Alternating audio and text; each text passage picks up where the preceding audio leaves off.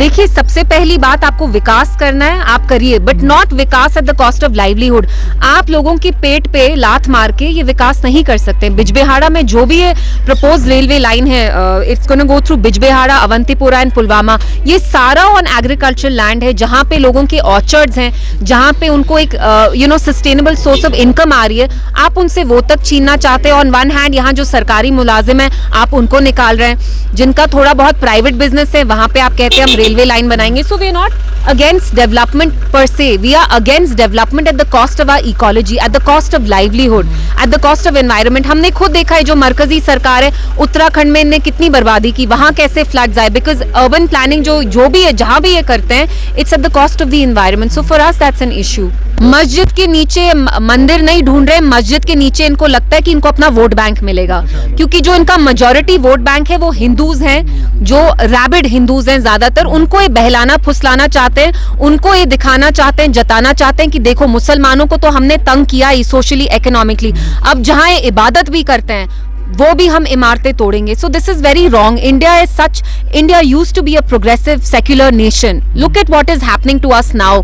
हम खुदाई कर रहे हैं, ये क्या डेवलपमेंट का कुछ सिंबल है?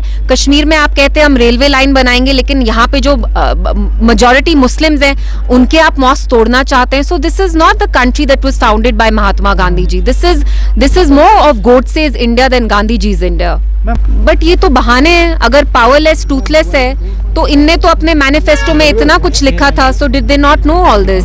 Why are they powerless? सरकार तो इनकी है, तो ये क्यों नहीं काम कर रहे हैं? रहा हमारे जो 3 MLAs हैं, वो आप देख रहे हैं कितना वोकल है। असेंबली में रेजोल्यूशन तक 370 पे पीडीपी ने लाई। पीडीपी के बस 3 MLAs हैं, लेकिन उस जमात ने नहीं लाई जिनके 50 MLA, पीडीपी के MLAs ने लाई। तो जब आपको काम करना होता है, यू फाइंड अ वे। बाकी आपको बहाने चाहिए। आप तो 70 साल से यहाँ इक्तिदा में आ रहे थे, गर्ज आपको है नहीं काम करने का, तो you will always look for excuses and you will find an excuse.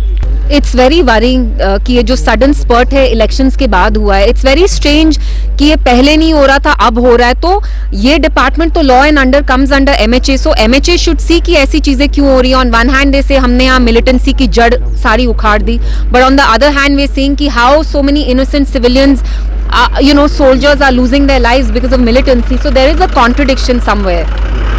मुझे लगता है अगर ये जद्दोजहद हम 370 के लिए करते तो बेहतर होता।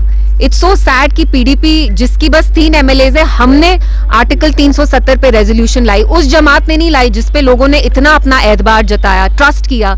तो हम यहाँ किसी एक पर्सनालिटी को प्रमोट करने के लिए नहीं है। जो चीजें हमसे छीनी गई वो हमारा फोकस होना चाहिए। रहा उनका अपना है बोलने का, this is up to them, but I wish कि वो 370 के बारे में इतना फोर्सफुली बात करते।